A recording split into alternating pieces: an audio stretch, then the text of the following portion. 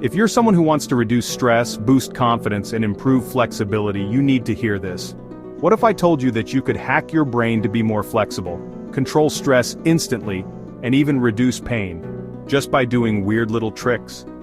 What if I told you that you could hack your brain using simple mind hacks and brain tricks to reduce stress, boost confidence, and even improve flexibility? I'm talking about tapping your forehead, humming like a bee, and even striking a pose like Superman. Sounds crazy, right? But there's actually some science behind these bizarre mind-body hacks. I'll be testing 5 of the strangest mind-body tricks to see if they actually work. Let's do this. Alright, first up we're tackling stress. And no, I'm not talking about punching a pillow, although tempting. This is called EFT tapping, and it's like giving your brain a little Morse code message to chill out.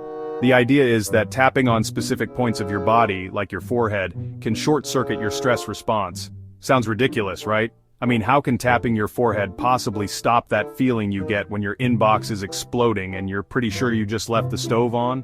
Well, the theory is that tapping certain meridian points, which are like energy highways in your body, sends a signal to your brain's amygdala, the control center for fear and stress, telling it to take a break. It's like hitting the reset button on your internal panic alarm.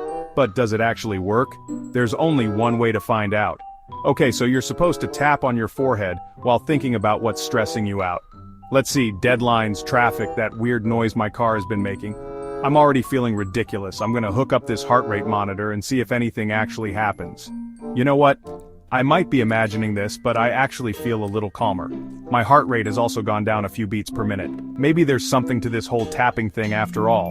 This stress relief technique, called EFT tapping, supposedly works by calming the brain's fear response. Next up, we're going full-on opera singer to hack our nervous systems. Yes, you heard that right. We're diving into the world of humming and chanting. Did you know that humming or chanting can actually relax your nervous system? It's not just a quirky habit, it's backed by science. I'm talking about full-on Om vibes here, the kind that makes you feel like you're floating on a cloud. This method is based on something called vagus nerve stimulation. It's supposed to send relaxation signals throughout your body. The vagus nerve runs all the way from your brainstem down to your gut, and it plays a huge role in regulating your mood, stress response, and even your digestion. It's like the unsung hero of your body. It's like the CEO of your inner chill-out zone. When it's happy, you're happy. And humming, apparently, is like sending a direct message to the CEO's office saying, "Time to relax, everyone." It's a simple, yet powerful way to signal your body to calm down. It is supposed to send relaxation signals throughout your body. The vibrations from humming are thought to activate the parasympathetic nervous system, which is your body's rest and digest mode. This is essential for recovery and relaxation. It's the opposite of the fight or flight response that gets triggered when you're stressed. Instead of gearing up for battle, your body gears down for peace. So, if humming can really shift me into a state of zen-like calmness, I'm all for it. Imagine being able to find your inner peace with just a simple hum. Alright, for this one, I'm just going to hum a simple tune for 30 seconds and see if I feel any calmer. It's a small experiment, but it could have big results. No judgment, please. This could get weird. But hey, sometimes you have to step out of your comfort zone to find what works. Okay, I'm not gonna lie, I feel a little silly.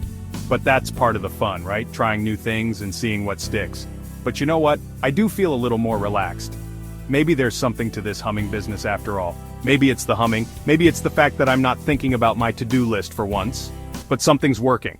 And that's a win in my book. Alright, get ready for this next one because it sounds like something straight out of a superhero movie. According to research, using visualization techniques can trick your brain into making you more flexible without even stretching. Yes, you heard that right. Just by using the power of your mind, you might be able to stretch like never before. No painful contortions, no years of yoga practice, just the power of your mind. Imagine that. Now, I consider myself about as flexible as a brick wall, so this is either going to be a complete bust or a miracle. I mean, I can barely touch my toes on a good day. The science behind this is actually pretty cool. It's all about how our brains work. Apparently, when you visualize yourself doing something, your brain fires up the same neural pathways as if you were actually doing it. It's like a mental rehearsal. It's like tricking your brain into thinking you're already a super bendy yogi master. Your brain can't tell the difference between the real and the imagined. And supposedly, this can actually trick your muscles into loosening up and increasing your range of motion. It's like a shortcut to flexibility. I'm skeptical but also strangely hopeful. Could it really be that simple? Alright, let's put this to the test. I'm going to give it a shot and see what happens. I'm going to try touching my toes. This is my baseline attempt. Spoiler alert, it's not pretty. My flexibility is laughable at best. Okay, yeah, that's about as far as I can go without pulling a hamstring. Not very impressive, I know. Now, for the mind-bending part, this is where the magic is supposed to happen. I'm going to close my eyes, visualize myself touching my toes with ease, and then try again. I'm really focusing on the sensation of stretching further. Okay, here goes nothing. Let's see if this actually works. Whoa, I actually went further. I can't believe it. Okay, maybe not ballerina status, but I definitely got closer. There's a noticeable difference. Either I'm magic, my brain is easily fooled, or there's something to this whole visualization thing. It's definitely worth exploring more. Let's talk about how standing like a superhero can actually rewire your brain. Ever heard of power posing? It's all about standing tall, hands on your hips, like you own the place. Research shows that holding a powerful pose for just 2 minutes can boost your confidence and lower stress. I know it sounds a bit out there. How can standing like Superman for 2 minutes have any real effect? But there's some fascinating science behind it. Studies from Harvard show that power posing can increase testosterone, the hormone linked to confidence, and decrease cortisol, the stress hormone. Your body language sends signals to your brain saying, hey, we got this. So even if you don't feel confident, faking it with a power pose might trick your brain into believing it. And who knows, you might even start feeling like you can leap tall buildings in a single bound. Alright, time to strike a pose. I'm going full Superman for this one. Okay, I feel ridiculous, but also kind of powerful? Like I could conquer the world, or at least tackle that mountain of laundry I've been avoiding. This next one is for all my fellow forgetful friends out there. If you're trying to remember something important, clench your left fist. Yep, you heard that right. Want to improve your memory instantly? Try this weird memory improvement trick, clenching your left fist. Apparently this simple action can actually help jog your memory. I know what you're thinking. This has got to be a joke, right? But bear with me. There's actually some method to this madness. The theory is that clenching your left fist activates the right hemisphere of your brain, which is the side associated with memory retrieval.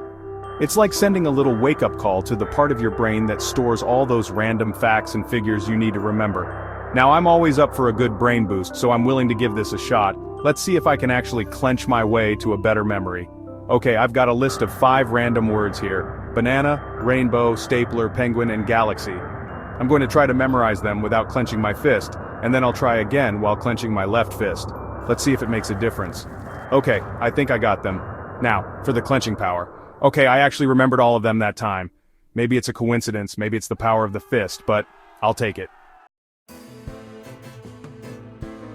Alright, this last trick is one of those body control hacks that sounds crazy but might actually work. It's a fine line between genius and madness. Apparently, if you hold your breath for a few seconds before experiencing pain, it can actually make it feel less intense. Sounds too good to be true, right? Yep, you heard that right. This isn't some old wives' tale, it's a hack that some people swear by. Just hold your breath and poof, pain lessens. Or at least, that's the idea. I'm highly skeptical about this one, but I'm also the kind of person who will try anything once. Within reason, of course. After all, curiosity is the mother of all experiments. So let's dive into the science, or lack thereof, behind this bizarre pain relief method. Is there any real evidence to back this up? The theory is that holding your breath increases carbon dioxide levels in your blood, which can have a temporary numbing effect. It's like a natural anesthetic. It's like creating a mini anesthetic effect without the whole, going under the knife thing. No doctors, no needles, just you and your breath. I'm not sure I buy it, but I'm willing to subject myself to a little discomfort in the name of science. After all, what's the worst that could happen? Don't worry, I'll keep it PG. No extreme measures here, no needles or fire involved. Just a simple, straightforward test. For this experiment, I'm going to try the classic ice water challenge. It's a safe and effective way to test pain tolerance. I'm going to submerge my hand in ice water for as long as I can stand it, both with and without holding my breath beforehand. This should give us a clear comparison. Let's see if there's any noticeable difference. Will holding my breath really make a difference in how long I can endure the cold? Okay, here goes nothing. First up, no breath holding. Let's see how long I can last. Ah, that's cold. Okay, I'm tapping out. That was intense. Now, for the breath holding round. Let's see if this makes any difference. You know what? I think it actually worked. I can't believe it. It still felt cold, but I was able to keep my hands submerged for a few seconds longer. That's a noticeable improvement. Maybe it's the power of suggestion, maybe it's the carbon dioxide, but I'll take it. Sometimes the simplest tricks can have the most surprising results. So there you have it, 5 bizarre mind-body hacks that just might work. Okay, I'll admit some of these were surprisingly legit. The tapping, the humming, even the power posing, I definitely felt a difference. Others, like the clenching and the breath holding, maybe just a placebo effect. But hey, if it works, right? Have you tried any weird mind-body tricks like these? Let me know in the comments below. I'm always up for testing out new hacks, so if you've got any good ones, share them. And if you want to see more videos like this, where I put my skepticism aside and dive headfirst into the world of weird science, hit that like button and subscribe to my channel. Until next time, stay curious.